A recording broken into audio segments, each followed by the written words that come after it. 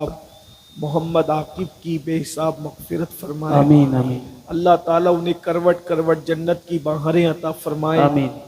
اور نوجوان گھر سے گیا تو ماں باپ کے دل پر یقیناً بڑا بوجھ ہوگا۔ میدان کربلا میں امام حسین کو کوئی جنازہ اٹھاتے ہوئے اتنی تکلیف نہیں ہوئی جتنا شہزادہ علی اکبر کا لاشا اٹھانے میں تکلیف ہوئی۔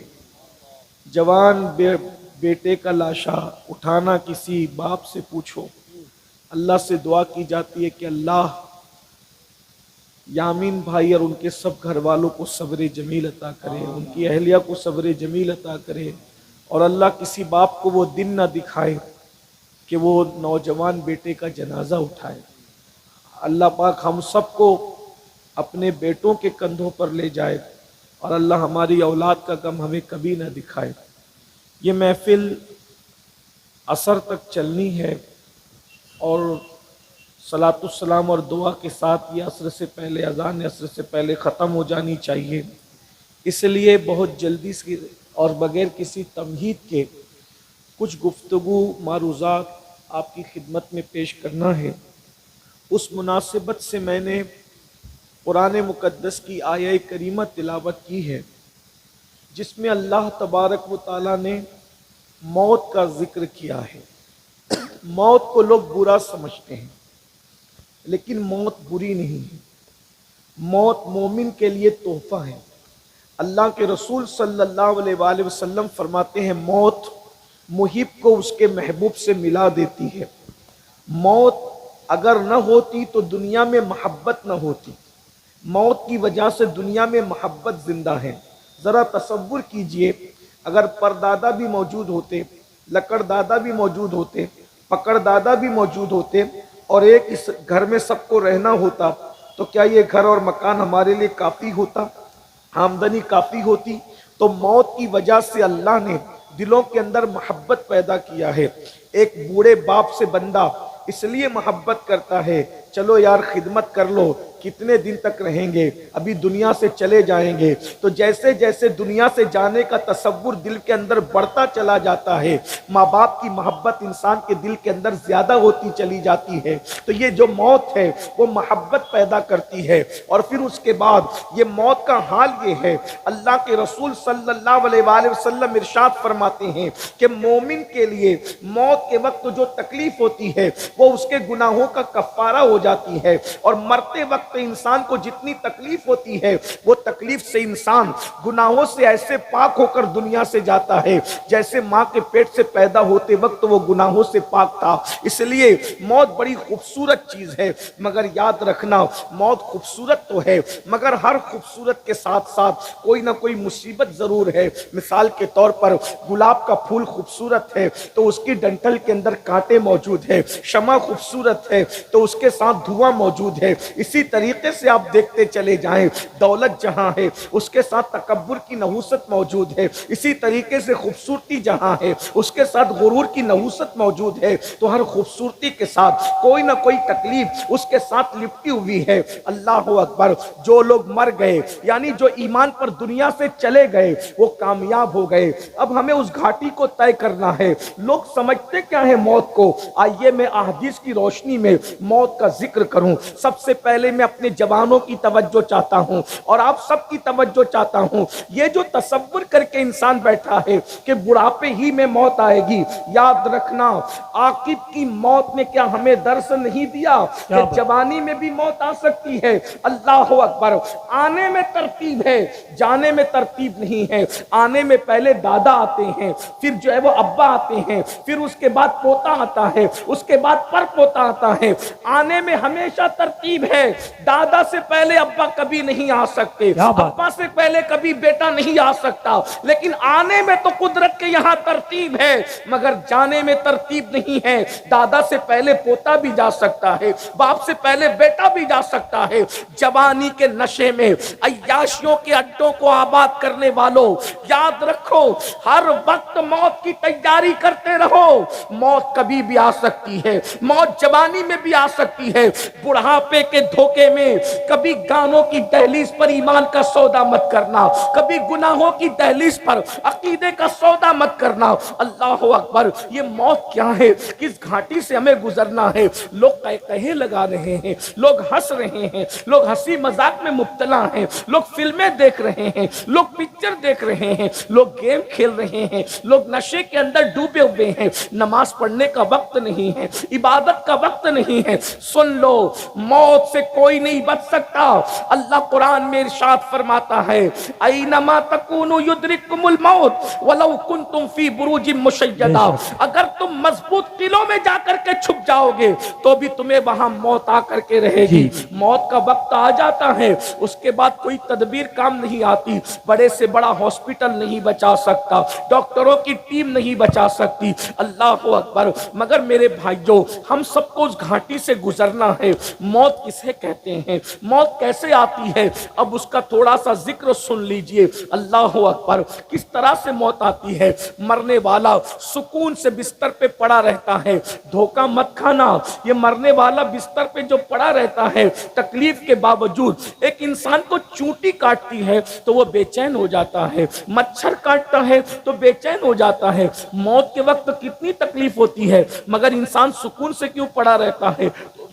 تو اللہ کے رسول فرماتے ہیں سکون سے اس لیے پڑا رہتا ہے کہ فرشتے موت سے پہلے اس کے ہاتھ پیر کو قدرت کی رسی سے باندھ دیتے ہیں۔ اگر فرشتے اس کو نہ باندھے، وہ رسی ہمیں نظر نہیں آتی۔ ہم غیب پر ایمان لانے والے لوگ ہیں، یؤمنون بالغیب، رسول اللہ نے جو فرمایا ہمارا ایمان ہے۔ آقا علیہ السلام فرماتے ہیں اگر مرتے وقت اس کے ہاتھ پیر کو باندھا نہ جائے، اس کے ہاتھ پیر کو فرشتے جکڑ نہ دے، پکڑ نہ لیں، تو انسان صحراؤں کے اندر، جنگلوں کے اندر پاگلوں کی طرح بھاگتے پھرے۔ کیفیت یہ ہو۔ اب ذرا دھیان سے سننا، موت کیسے آتی ہے، جس گھاٹی سے ہمیں گزرنا ہے۔ میں کسی مولوی صاحب کا قول اس وقت پیش نہیں کروں گا، نہ ناظم صاحب کا قول، نہ میرا قول۔ ہماری اوقات کیا کہ ہم اپنی باتیں کریں، بات اس کی کر رہا ہوں جس نے اپنی زبان سے وحی الہی کے سوا کبھی بولا ہی نہیں۔ زبان ان کی ہے، بات اللہ اکبر رب تعالی کی ہے۔ وما ينطق عن الهوى ان هو الا وحی یوحی، یہ وہی کہتے ہیں جو ان پر وحی کی جاتی ہے۔ زبان ان کی ہوتی ہے، کلام خداوند قدوس کا ہوتا ہے۔ اگر اچھی موت مرنا چاہتے ہو تو بہت توجہ کے ساتھ مختصر سے گفتگو سن لیجئے، اور اللہ کرے کسی کے دل میں بات اتر جائے۔ موت کیا ہے؟ موت کے وقت کتنی تکلیف ہوتی ہے؟ پہلے میں نیکوں کو جو تکلیف ہوتی وہ بتا دوں، نیک لوگوں کو جو تکلیف ہوتی وہ بتا دوں، تاکہ آپ کو احساس ہو جائے نیک لوگوں کی کو کتنی تکلیف ہوتی ہے۔ یہ جو سمجھتے ہو نا کہ نیک لوگوں کو تکلیف نہیں ہوتی، نیک لوگوں کو بھی تکلیف ہوتی ہے، اور کتنی ہوتی ہے۔ میں صحابہ سے آغاز کرتا ہوں، صحابہ سے آغاز کرتا ہوں، اس کو سن لیجئے۔ اللہ اکبر، اس روایت کو جو میں پڑھ رہا ہوں فقی ابو اللیث سمرقندی نے اپنی کتاب میں لکھا، دوسرے نمبر پر علامہ امام جلال الدین سیوطی نے لکھا، ابن ابی دنیا نے لکھا، اور بھی بزرگوں نے، میں سمجھتا ہوں یہ 3 حوالے کافی ہے۔ حضرت عمرو ابن عاص صحابی رسول دنیا سے تشریف لے جانے۔ یہ عمرو ابن عاص کون ہے؟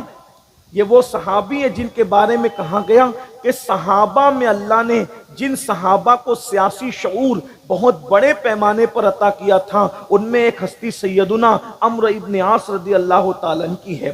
یہ عمرو ابن عاص ہے، ان کے بیٹے عبداللہ ابن عمرو ابن عاص صحابی ہیں، اور یہ کہتے ہیں عبداللہ ابن عمرو ابن عاص کہتے ہیں کہ میرے ابا جب دنیا سے جا رہے تھے، جو جانتے ہیں وہ جان لے، جو نہیں جانتے ان کو بھی پتہ ہونا چاہیے کہ صحابی کسے کہتے ہیں۔ ہمارے عقیدے میں جیسے جنت کا ہونا یقینی ہے، ویسے ہر صحابی کا جنتی ہونا یقینی ہے۔ اس کی وجہ یہ ہے کہ جس زبان نے جنت کا پتہ بتایا، اسی زبان نے صحابہ کے جنتی ہونے کا پتہ بتایا۔ میرے آقا فرماتے ہیں، اللہ کے رسول کی حدیث سن لو، آقا ارشاد فرماتے ہیں کہ جس نے مجھے ایمان کی حالت میں دیکھا اور ایمان ہی پر دنیا سے چلا گیا، یعنی صحابی، اللہ نے اس پر جہنم کی آگ کو حرام فرما دیا ہے، اور اس پر جہنم ایسے حرام کیا کہ جو اس کو بھی ایمان کی حالت میں دیکھ لے، اللہ اس پر بھی جہنم کی آگ کو حرام فرما دیا۔ صحابی کو دیکھنا بھی انسان پر جہنم کی کی آنکھیں حرام ہونے کا سبب بن جاتا ہے۔ اللہ اکبر، یہ صحابہ کا مرتبہ ہے۔ میرا عنوان اس وقت وہ نہیں، لیکن چونکہ میں واضح کر دوں پہلے کہ اس سے بڑا جملہ میرے نزدیک صحابہ کی منقبت میں نہیں ہے کہ جیسے جنت کا ہونا یقینی ہے ویسے صحابہ کا جنتی ہونا یقینی ہے۔ ہمارے نزدیک صحابی وہی لوگ ہیں، ہمارے یہاں صحابی کی تعریف یہی ہے کہ جو ایمان کی حالت میں حضور کو دیکھے اور ایمان ہی کی حالت میں دنیا سے چلا جائے وہ صحابی ہے۔ اگر صحابی جنت میں نہیں جائے گا تو کون جنت میں جائے گا؟ میرے آقا فرماتے ہیں جس کے دل میں رائی کے دانے کے برابر بھی ایمان ہوگا وہ مسلمان بھی جنت میں جائے گا۔ تو جب رائی کے دانے کے برابر ایمان والا جنت میں جائے گا تو جس نے رسول اللہ کو ایمان کی حالت میں دیکھا ہے اور ایمان ہی پر دنیا سے گیا ہے وہ جنت میں نہ جائے گا تو کون جائے گا؟ لیکن سنو، اب غور سے سنو اور دھیان سے سنو، بچوں سے گزارش ہے کہ بات نہ کریں، بہت سنجیدہ سا عنوان ہے، اس لیے یہ محفلیں جو ہے وہ مداریوں کی محفل کی طرح بھیڑ جمع کرنے کے لیے نہیں ہوتی۔ اس محفل میں جو سن کر کے بدل جائے، ایک بندہ بھی بدل جائے تو ہمارے لیے نجات کا سبب ہو سکتا ہے، عاقب مرحوم کے لیے نجات کا سبب ہو سکتا ہے۔ دھیان سے تھوڑی دیر سن لو، بار بار میں کہوں گا کہ غور سے سنو، غور سے سنو، باتیں نہ کرو، اس میں وقت جائے گا۔ اس لیے میں آپ یہ چاہتا ہوں کہ سنجیدگی اختیار کریں، جو بچے بھاگ دوڑ کر رہے ہیں ان کو پیار سے بٹھا دیں، ڈانٹے نہیں، زور نہ دیں، ان کو پیار سے بول دے کہ بچے بیٹھ جائیں۔ ایک بار سب درود شریف پڑھیں، میں بات آگے بڑھاتا ہوں۔ اللہم صلی علی سیدنا دائما محمد ابدا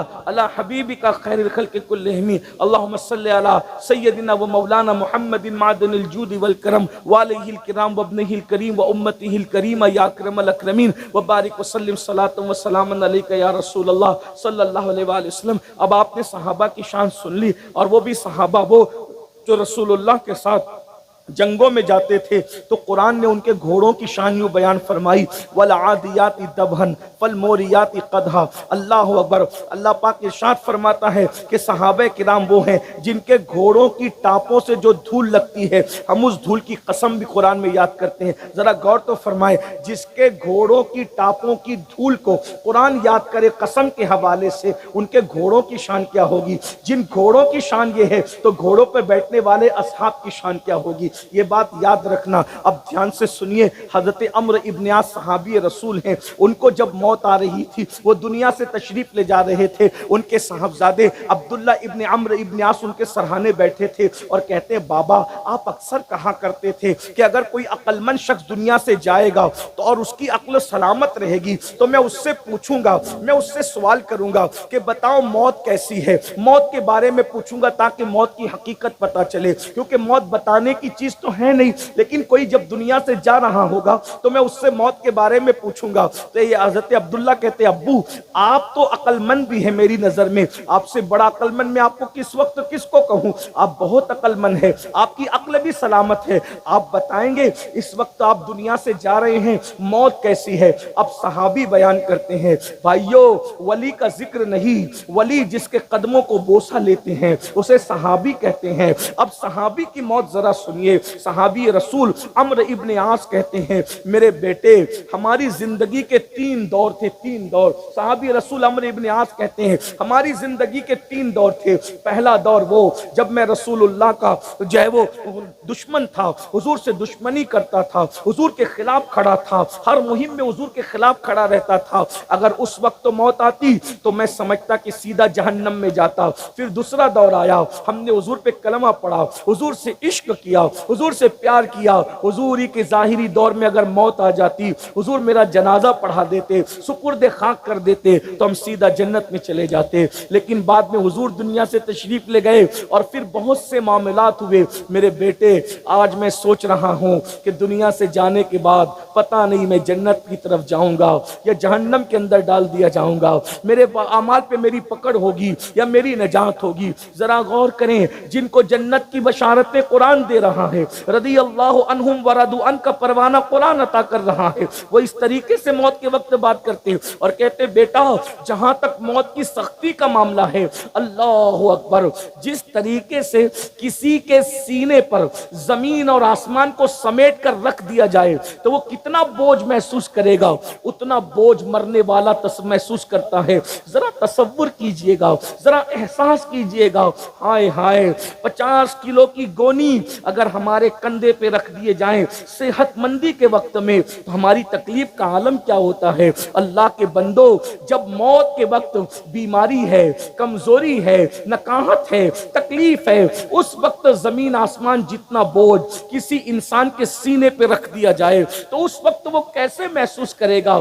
یہ ابھی میں صحابی کی موت کی وقت کا تذکرہ کر رہا ہوں، میں صرف ناقل ہوں، نقل کر رہا ہوں۔ تصور کرو، ذرا غور کرو میرے بھائیو، اللہ اکبر۔ اس کے بعد کہتے ہیں بیٹا اللہ اکبر، جیسے انسان ناک کی بجائے سوئی کے ناکے سے سانس لے تو اس کی کیفیت کیا ہوتی ہے، اس وقت یہ کیفیت ہے۔ اور کانٹے دار درخت پیروں کے نیچے سے اس کے جسم میں گھسا دیا جائے اور وہ کانٹے دار درخت ایک ایک نس کے اندر گھس جائے اور اس کو کوئی طاقتور انسان زور سے کھینچے تو اس وقت کی کیفیت کیا ہوتی ہے، وہ کیفیت موت کے وقت ہو رہی ہے۔ یہ صحابی کی موت ہے۔ آئیے اب اس سے بڑا درجہ انبیاء کا ہے، اور نبیوں میں سب سے بڑا درجہ سید الانبیاء کا، ان کے بعد حضرت ابراہیم علیہ السلام کا، ان کے بعد حضرت موسیٰ علیہ السلام کا۔ حضرت موسیٰ علیہ السلام نے جب موت کی لذت چکھی تو اللہ تعالیٰ نے پوچھا، اے موسیٰ تم نے موت کو کیسے پایا؟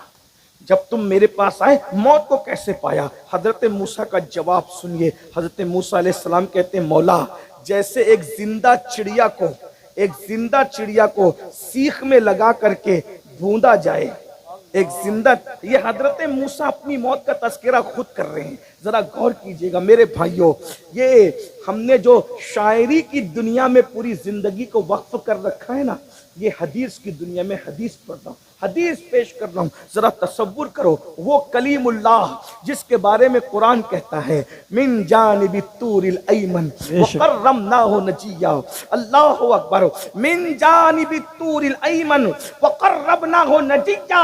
اے موسیٰ ذرا طور کے دائیں طرف آ تاکہ تیرا رب تجھ سے پیار کی اور راز کی باتیں کرے۔ وہ موسیٰ جس کو طور پہ بلایا جاتا ہے، پیار کی باتیں کی جاتی ہے، جس کے کہنے پر محبوب کو بار بار واپس بلا کر کے نمازوں میں تخفیف کی جاتی ہے، وہ حضرت موسیٰ کلیم علیہ الصلاۃ والتسلیم اللہ اکبر اپنی موت کا تذکرہ رب کی بارگاہ میں خود کرتے ہیں۔ کہتے ہیں مولا میں نے اپنی موت کو ایسے پایا جیسے زندہ چڑیا کو سیخ میں گھسا کر، سیخ سمجھتے ہیں نا، سیخ وہ جو لوہے کی آتی ہے، وہ سیخ میں گھسا کر کے اس کو زندہ بوندا جائے تو کیا کیفیت ہوتی ہے، نہ وہ اڑ پائے کہ راحت پائے، نہ مر جائے کہ راحت پائے۔ میں نے موت کو ایسے پایا۔ ایک اور روایت میں آیا، فرماتے ہیں کہ زندہ بکری کی کھال ادھیڑی جائے تو کیسی تکلیف ہوتی ہے، میں نے موت کی تکلیف کو اس سے زیادہ شدت کے ساتھ پایا۔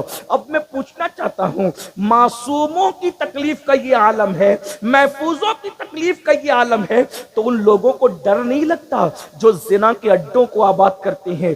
جب وہ مریں گے تو زانیوں کو موت کے وقت کتنی تکلیف ہوگی۔ جب نبیوں کی تکلیف کا یہ عالم، صحابہ کی تکلیف کا یہ عالم، حالانکہ اللہ کے بندے نیک بندوں کو اس لیے تکلیف ڈالی جاتی ہے تاکہ اللہ ان کے درجات اور بلند کر دے۔ اللہ اکبر، موت کے وقت سب سے زیادہ تکلیف جس نے اٹھائی ہے وہ سید الانبیاء مصطفیٰ جان رحمت کی ذات۔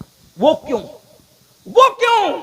ام المومنین سید عائشہ صدیقہ فرماتی، حدیث پاک کا مفہوم ہے، جب اللہ کے رسول علیہ السلام دنیا سے جانے لگے تو اس وقت میرے آقا علیہ السلام کو بخار ہوا، تو جبریل علیہ السلام نے کہا یا رسول اللہ یہ دنیا سے جانے کا وقت ہے۔ تو سرکار نے فرمایا جبریل جو تکلیف مجھے ہو رہی ہے دنیا سے جاتے وقت، کیا میری امت کو بھی ایسی ہی تکلیف ہوگی؟ تو جبریل امین نے عرض کی یا رسول اللہ یہ جو آپ کو تکلیف ہے صرف بتانے کے لیے ہے، ان کو تو اس سے بہت زیادہ تکلیف اللہ دے گا۔ سمجھانے کے لیے، اگر آپ کے سینے پر موت کی انگلی رکھی گئی ہے تو ان کے سینے پر تو موت پورا پنجہ رکھے گی، یا رسول اللہ ان کو بہت تکلیف ہوگی۔ پتہ ہے پھر کیا ہوا؟ میرے کریم آقا نے فرمایا جبریل میرے اللہ سے کہو کہ میری پوری امت کو جتنی تکلیف ہونی ہے وہ ساری تکلیف اللہ مجھے عطا کر دے اور میری امت کی تکلیف کم کر دے۔ تو حضور کے کہنے پر اللہ نے ساری امت کی تکلیف اپنے محبوب پہ ڈال دی، اور محبوب نے اس تکلیف کو اٹھایا۔ اس کے بعد ام المومنین سیدہ عائشہ صدیقہ فرماتی ہیں حضور کی تکلیف میں اتنا اضافہ ہوا کہ حضور علیہ السلام نے ٹھنڈے پانی کے کٹورے اپنے سامنے رکھ لیے اور پانی میں ہاتھ بھگوتے تھے اور چہرے پہ مل کے کہتے تھے موت کی تکلیف بہت سخت ہے، موت کی تکلیف بہت سخت ہے۔ ہم لوگ پانی کے اندر چادر بھگو کر حضور کے بدن پہ ڈالتے تھے اور وہ چادر چند لمحوں کے اندر سوکھ جاتی تھی، اتنی بخار کی شدت تھی اور گرمی تھی۔ آپ اندازہ فرمائے میرے بھائیوں، جب محبوبوں کو اتنی تکلیف ہے تو جن کو اللہ ناپسند کرتا ہے، اور وہ لوگ آج کل کے نوجوان لڑکے جو رات کے 3 بجے تک زنا کی فلمیں دیکھتے ہیں، جب ان کو موت آئے گی تو ان کی تکلیف کا عالم کیا ہوگا؟ جو نشہ کرتے ہیں ان کو تکلیف آئے گی تو ان کی تکلیف کا عالم کیا ہوگا؟ بلکہ ایک حدیث تو یاد آ رہی ہے، اللہ کے سچے رسول صادق و مصدوق مصطفیٰ جان رحمت صلی اللہ علیہ وآلہ وسلم ارشاد فرماتے ہیں کہ مرتے وقت سب سے زیادہ جسے تکلیف ہوتی ہے وہ کون ہے؟ سب سے بدترین موت جس کی ہوتی ہے، موت کے وقت سب سے زیادہ جو دردناک اور تکلیف کی موت مرتا ہے وہ کون ہے؟ تو میرے آقا فرماتے ہیں سب سے زیادہ موت کے وقت جس کو تکلیف ہوتی ہے وہ بے نمازی ہے۔ بے نمازی کو ایسی دردناک موت آتی ہے، بے نمازی ذلیل کر کے مارا جاتا ہے، بے نمازی بھوکا مارا جاتا ہے، بے نمازی پیاسا مارا جاتا ہے۔ بے نمازی پر موت کے وقت اتنی پیاس مسلط کر دی جاتی ہے، اتنی پیاس مسلط کر دی جاتی ہے کہ اگر 7 سمندروں کا پانی بھی اس کے منہ میں انڈیل دیا جائے تو بھی اس کی پیاس کو کوئی بجھا نہیں سکتا۔ تھوڑی دیر ذرا تصور کیجئے نا، اللہ اکبر، دنیا کی محبت میں مسجدوں کو ویران کرنے والوں، مسجدوں سے دور رہنے والوں، اللہ اکبر، کیا تمہیں اپنے نبی کی بات پر یقین نہیں؟ حضور کی بات پر یقین کرنے سے تم کمزور ہو گئے؟ اللہ اکبر، وہ رسول جس کی سچائی کی گواہی اس کے دشمن تک دیتے ہیں، اس رسول کی بات سن کر لرزتے نہیں، کانپتے نہیں؟ اللہ اکبر، ماہرین موسمیات اگر کوئی بات کہہ دے، پیشین گوئی کر دے تو اس کی تیاری کرتے ہو۔ اللہ کے سچے رسول غیب دا نبی فرما رہے ہیں سب سے زیادہ دردناک موت بے نمازیوں کو آتی ہے۔ فجر کی نماز میں سوتے پڑے رہنے والوں، موت کا تصور تو کرو۔ ظہر کی نماز میں کاروبار میں ڈوبنے والوں، موت کا تصور تو کرو۔ اللہ اکبر، عصر کی نماز میں بیوی بچوں کے ساتھ وقت گزارنے والوں، ذرا تصور تو کرو 7 سمندروں کی پیاس موت کے وقت تو انڈیل دی جائے گی، اور رشتہ دار چمچے سے قطرہ قطرہ پانی پلا رہے ہوں گے۔ آپ تجربہ کر کے دیکھنا، جب پیاس زیادہ لگی ہو 1 گھٹ پی کر کے گلاس ہٹا لو تو پیاس بجھتی نہیں ہے اور بڑھ جاتی ہے۔ تو یہ رشتہ داروں کا قطرے قطرے پلانا وہ پیاس کو بجھائے گا نہیں، وہ پیاس کو اور بڑھا دے گا۔ دولت کے نشے میں اللہ کو بھول رہے ہو، جوانی کے نشے میں اللہ کو بھول رہے ہو، نسب کے نشے میں اللہ کو بھول رہے ہو۔ اللہ اکبر، کسی کو گھمنڈ ہے اپنی حکومت کا، کسی کو گھمنڈ ہے اپنے اقتدار کا، کسی کو گھمنڈ ہے اپنی دولت کا، کسی کو گھمنڈ ہے اپنی خوبصورتی کا۔ یاد رکھنا، جس وقت موت آئے گی نہ حسن رہے گا، نہ خوبصورتی رہے گی، نہ مال رہے گا، نہ دولت رہے گی۔ قرآن کہتا ہے لا تنس نصیبک من الدنیا، دولت کے نشے میں نماز کے لیے وقت نہ نکالنے والوں، دولت کے نشے میں زنا اور شراب کی ہڈوں کو، جوؤں کی ہڈوں کو آباد کرنے والوں، دولت کے نشے میں دین کو پیٹ کے پیچھے پھینک دینے والوں، یہی ہے نا۔ اللہ اکبر، اگر بچہ صبح 6 بجے اسکول جاتا ہے تو اس کو پہنچانے کے لیے، اسکول پہنچانے کے لیے ہماری آنکھ کھل جاتی ہے، لیکن نماز پڑھنے کے لیے کہو تو صبح 6 بجے نماز نہیں کھلتی، نماز کے لیے آنکھ نہیں کھلتی۔ بچے کو اسکول پہنچانے کے لیے آنکھ کھل سکتی ہے، مسجد جانے کے لیے ہماری آنکھ کیوں نہیں کھلتی؟ مطلب ہم نے اسکول کو جتنی اہمیت دی ہے نماز کو اتنی اہمیت نہیں دی ہے۔ اسکول کو اہمیت دی جائے، میں اس کا مخالف نہیں ہوں، مگر سن لو، اگر کوئی اسکول نہ پڑھے تو اس کی دنیا برباد ہو سکتی ہے، اور جو نماز نہ پڑھے اس کی دنیا بھی برباد ہے، اس کی آخرت بھی برباد ہے۔ اس لیے وقت نکالیے، ایک وقت کی نماز کے لیے صرف 10 منٹ کا ٹائم لگتا ہے۔ مرنے کے بعد پلٹ کر اللہ کی طرف جاؤ گے، مرنے سے پہلے پلٹ جاؤ، کچھ عمل کر لو۔ ارے جو مال قبر میں ساتھ نہیں آئے گا اس کو کمانے کے لیے دلی تک جا رہے ہو، کلکتہ تک جا رہے ہو، سعودی تک جا رہے ہو، دبئی تک جا رہے ہو، اور جو اعمال قبر میں کام آئیں گے اس کو کمانے کے لیے محلے کی مسجد میں بھی نہیں آتے۔ اللہ اکبر۔ مجھے بتاؤ تو صحیح میرے بھائیوں، کب تک غفلت میں رہو گے؟ کب تک غفلت میں رہو گے؟ موت سر پہ کھڑی ہے، موت کی تلوار سر پہ لٹک رہی ہے، بہت دنوں تک عیاشی کی مہلت نہیں ملے گی، بہت دنوں تک یہ گھمنڈ کا تاج محل بہت سلامت نہیں رہے گا، چکنا چور ہو جائے گا۔ قرآن کہتا ہے کیا لے کر کے جاؤ؟